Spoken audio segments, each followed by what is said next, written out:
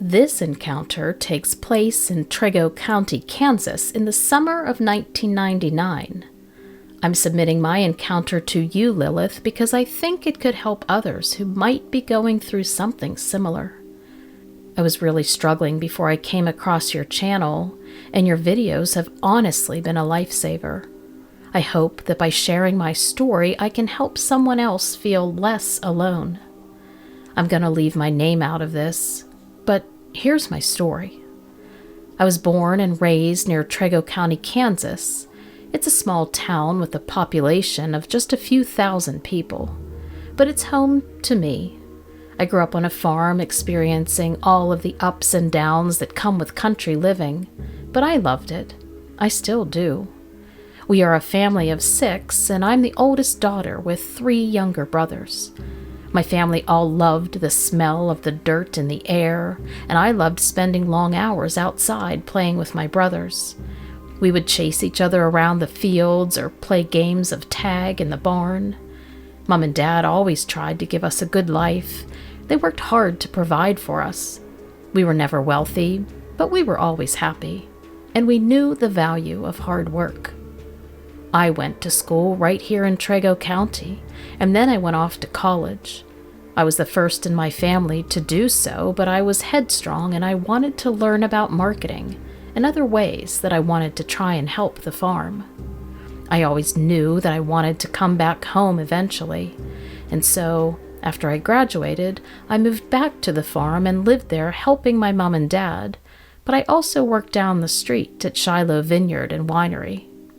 So anyway, back during the summer that this encounter happened of 1999, one of my favorite ways to spend my weekends was at Cedar Bluff State Park. It's just a short drive from the farm, only about 20 minutes, and it's the perfect place to get away from it all. The park is surrounded by beautiful forests, and there's a river running through it with a huge reservoir lake. It's the perfect place to go fishing, or to just relax and take in the scenery.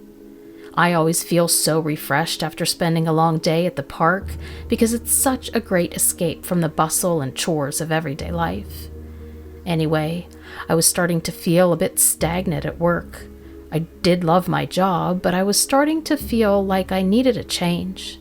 I was also feeling a lot of stress from my work. My boss was always putting a lot of pressure on me because they were short-staffed at the time, and I was starting to feel like I couldn't handle it all. I even got to the point where I started to dread going into work, and I was constantly feeling anxious. So I went hiking at Cedar Bluff State Park this day, where I knew I would be able to clear my head. The park is the perfect place for it. It's quiet and peaceful, and it's a great escape from the hustle and bustle of everyday life. So I was hiking along my favorite trail when I saw something moving in the bushes up ahead. It caught my eye because it wasn't the normal kind of movement that I'm used to seeing while hiking there. At first, I thought it might be a deer, but then I realized that it was too big to be a deer. The bushes were moving in a way that I knew the thing had to be huge. I started thinking and trying to figure out what it could be, but no good answers came to mind. So I slowly approached the bushes as they moved back and forth, and when I got close, that's when everything around me went quiet. I couldn't hear the birds anymore, and the only sound was the sound of my heart beating in my ears. I slowly parted the bushes, and that's when I saw it, and everything clicked into slow motion. The creature had black, matted fur, and it was staring at me with these cold, dead eyes. I couldn't move. I couldn't speak. I was paralyzed by fear, looking into the blackness of this creature. The creature slowly started to step towards me, and I could feel the fear coursing through my veins. I honestly felt that this could be it. It was the day I was going to die. I watched as the thing approached. The creature was so tall, I couldn't even see its head as the sun threw its body into a silhouette. I knew it was staring down at me, though, and I felt small, weak, and insignificant in comparison. I didn't know what it was. I could only make out the outline, but it definitely wasn't anything I had ever seen before. And if I had been able to think at the time, I would have felt like I was in a horror movie. The poor girl that gets attacked by a creature on the deserted trail. The one thing I can say, though, is that the creature had wolf or dog-like characteristics, with a long snout and sharp teeth. It seemed to be studying me, too, as if it was trying to figure out what I was while it loomed over me. I don't know what to make of it all, but I was definitely scared. I also can say that I remember its smell. It smelled strange, like something I had never smelled before, but familiar all at the same time. It was musty and earthy, but not in a pleasant way, and it made my skin crawl. I don't know how long we were in that position, me huddled to the ground and this thing looming over me, when suddenly I heard the sound of branches snapping about 20 to 30 feet away. I'm sure the creature must have heard the sound too, because it turned its head, and then it ran into the direction of the sound, into the woods towards the noise. I was shaking. I had never been so scared in my life as I watched it disappear into the trees, moving quickly as if it had been activated by hearing that noise that we both heard. Moving quickly, like in a hunting kind of a way, it took off. And even though I was scared, I also couldn't help but be curious about what it was, wondering what it was exactly, what it was doing in the woods, and why it was so curious about and interested in me. I didn't know how to qualify it all in my head. Well, you won't be surprised to hear that right then and there I decided to leave the park and go straight home. I was so shaken up, but I managed to get myself out of the park and back to my car, back onto the highway. I couldn't stop thinking about that creature, though. I'm pretty sure it was following me, too, as we left. Not in a way that it wanted me to see it, but in a way that it was curious and didn't want to be seen. I say this because I feel like I'd catch a glimpse of movement in the woods along the exit road as I left. And it wasn't until I got home that everything seemed to come back to me, and I could finally take a breath. But for the rest of the day and weeks later, I felt like that creature had somehow changed me, changed my perspective on life and what's important. I told my parents about it.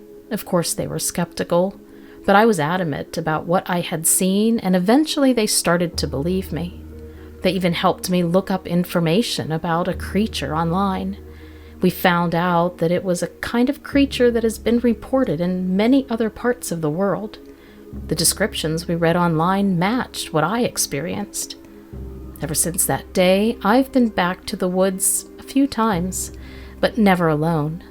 I always took a friend or one of my brothers with me. Anyway, always in the daylight and never at dusk or at dark, hoping to catch a glimpse of it again. But I never have. And despite the fear I experienced, I've come to be enchanted by it in a way. I like to think that it's still out there somewhere, living its life in the woods, undisturbed by humans. Maybe one day I'll see it again. But for now, I'm content with just knowing that it exists. Thanks for your time, Lilith. This encounter takes place north of Las Vegas, Nevada, in Echo Canyon State Park. The 4 people involved all live in Henderson, which is a suburb of Las Vegas, just southeast a bit. Henderson is a city in the Mojave Desert with a population of over 300,000 people. As mentioned, it's located just south of Las Vegas, and it is known for its warm desert climate and award-winning resorts. Living in Henderson, Nevada has its perks. The weather is warm and sunny most of the year, which makes it a great place to live if you enjoy spending time outdoors, which these 4 people do. There are also plenty of things to do in the city, from exploring the many casinos and resorts to taking in the sights of the Hoover Dam. However, living in Henderson also has its downsides.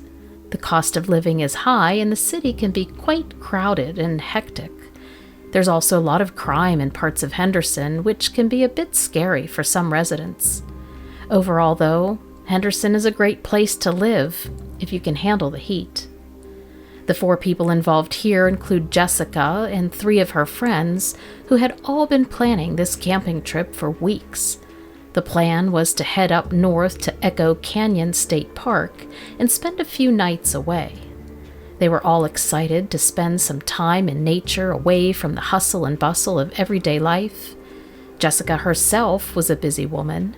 She worked long hours at her job at the Hawthorne Suites Hotel, often working the night shift and being so tired in the day that she didn't have time for much else. When she did have free time, she liked to spend it with her friends and family. She also enjoys being outdoors and loves to go hiking and camping when she can. So she was especially looking forward to this trip. Hoping to relax and unwind during the trip, she had read about Echo Canyon but had never been there before, and it seemed like the perfect spot to get away from it all. But now, as they were getting closer and closer to the destination, Jessica was starting to feel a weird sense of unease. She didn't know why, but something about the place just didn't seem right. It was definitely a strange reaction. Echo Canyon State Park is beautiful. The canyon walls tower above you and the river is crystal clear. There are plenty of places to explore, and the group had plans to spend hours hiking and swimming. They even were hoping to find a hidden waterfall that one of them had read about. But as soon as they arrived at the campsite, Jessica's unease turned into outright fear.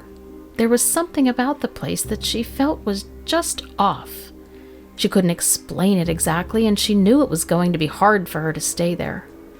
The group began to set up camp, but Jessica just couldn't shake the feeling that something was wrong. She tried to push it out of her mind, but she couldn't help but feel like they were being watched. As night began to fall, Jessica's fear only grew. She could see shadows lengthening and stretching across the campground, and she also felt like something was stalking them. She knew she was being ridiculous, but she couldn't help it. She was sure that something was out there waiting to attack them. And then as night started to fall, they all began to hear strange noises. At first they tried to ignore them, but the noises became increasingly louder and more persistent. Jessica began to feel even more scared and asked her friends if they wanted to go back to the tents. She figured if she could just get to sleep, she would wake up in the morning and it would all be over. But everyone else was talking and having a good time, and they weren't ready to end the night just yet. The other truth is that Jessica was deathly afraid of the dark.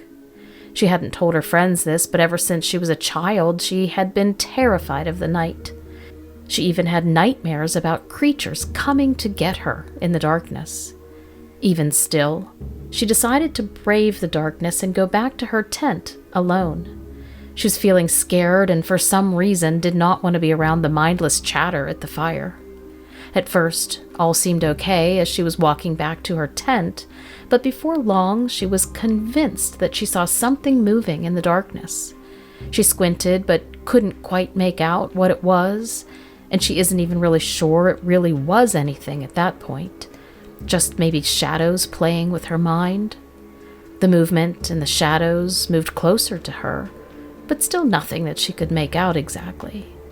And then after stopping and squinting into the trees a few times, the creature revealed itself, breaking out of the shadows right in front of her on the trail.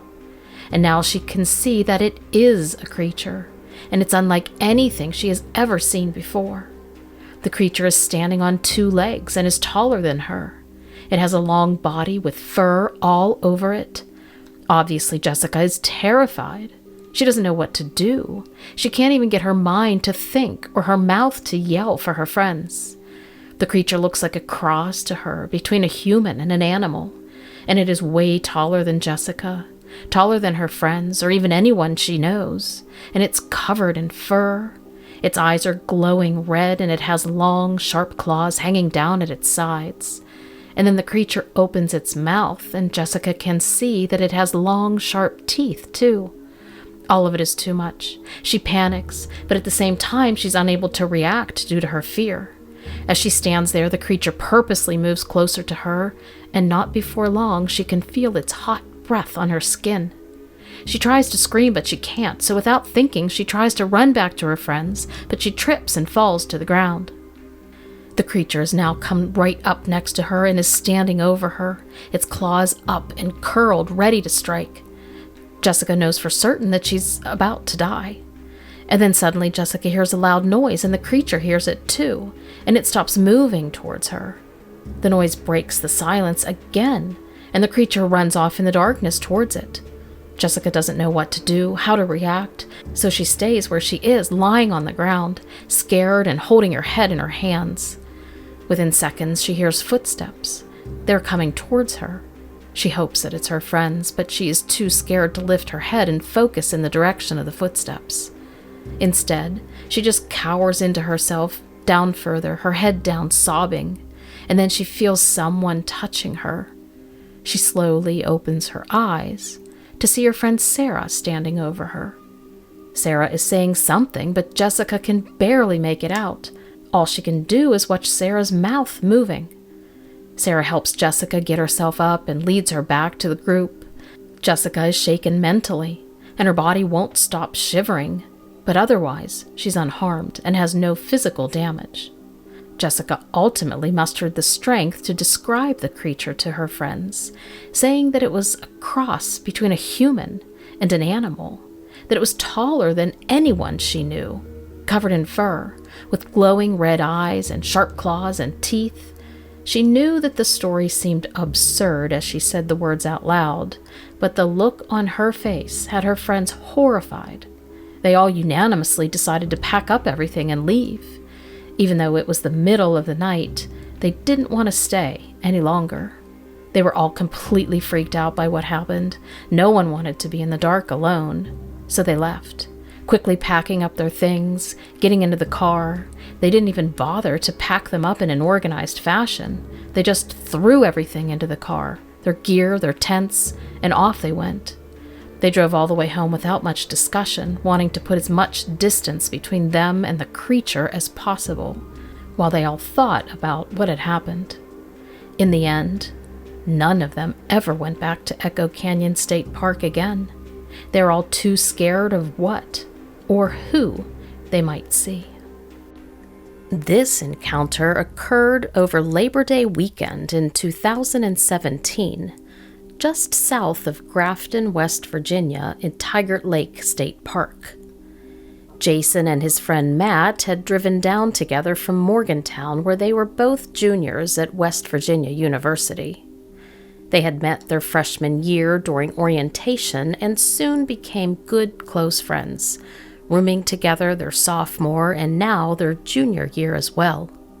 They were both similarly interested in the outdoors, and they often spent weekends together getting away from campus.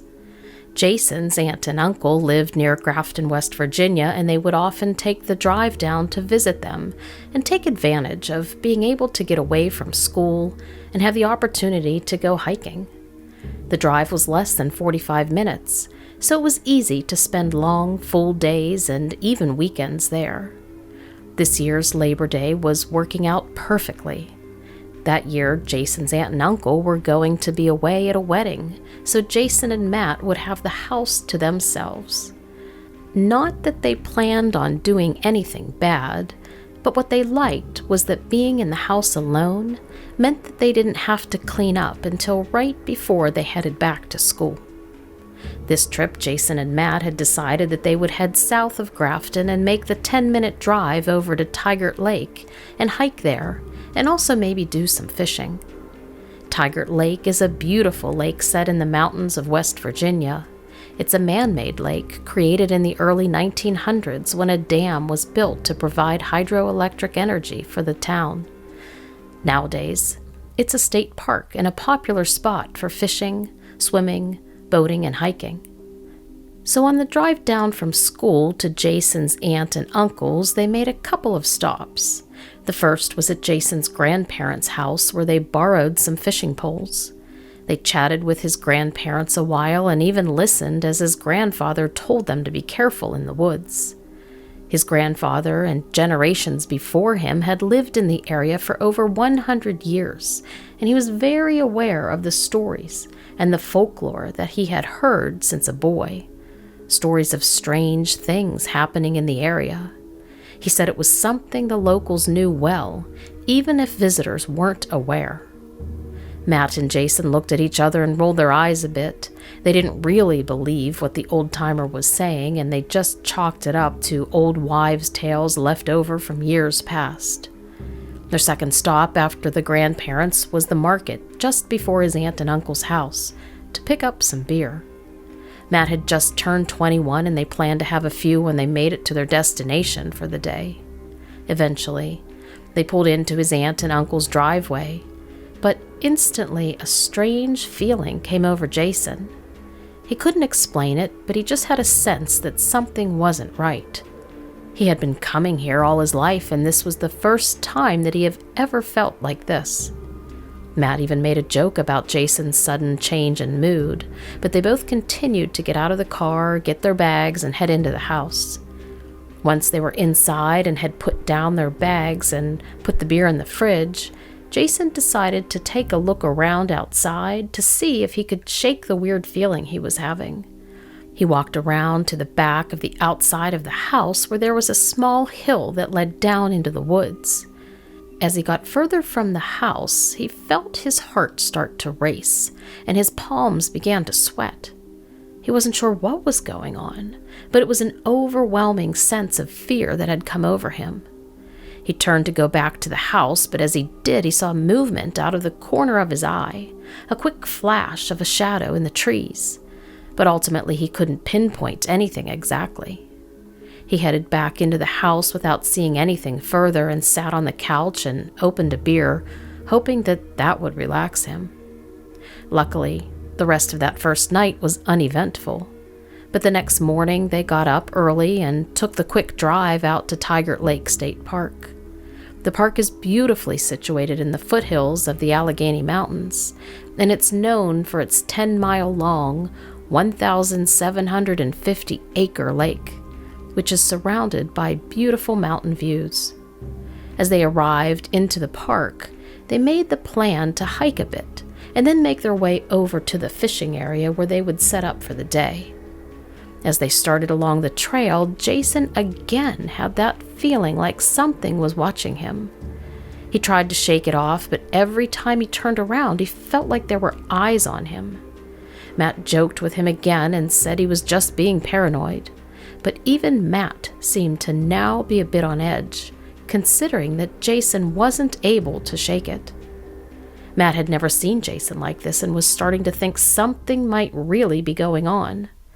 They would later both mention that the woods were eerily quiet that day. No birds chirping, no animals running around. It was as if the entire forest was holding its breath.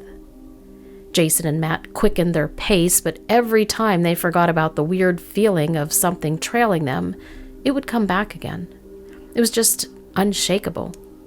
Eventually, they reached the fishing dock and set up their things. Matt started to fish, while Jason decided he would take a walk around and try to enjoy the scenery. The truth was that he didn't want to sit in one spot. He couldn't relax, and he needed to move around and be able to see what might be out there. As he walked, he felt like he was being watched again, but this time when he turned around, there was no mistaking it. A large, wolf-like creature was standing just a few dozen feet behind him, watching him intently from the trees. He froze, so did the creature, and they just stared at each other for what felt like an eternity. Jason's heart was racing, and he couldn't even muster up the ability to scream for Matt. The creature was massive and had to be at least 7 feet tall and was covered in thick, shaggy fur. It was an eerie mix of gray and black, and it had yellow eyes that seemed to almost glow out from the shadows of the woods, and its mouth was open slightly, revealing teeth that seemed too big for its mouth. They sort of hung out in a way that didn't seem natural. Jason was petrified with fear, but he couldn't take his eyes off the creature. It was like he was in a trance, and he didn't know how to break free from it. The creature finally made the first move and stepped closer to him. He tried to back away, but he was so paralyzed that he couldn't. And that's when he heard Matt screaming at him. "Jason, run!" Jason swung his eyes to look at Matt and could see that Matt was running towards him as fast as he could.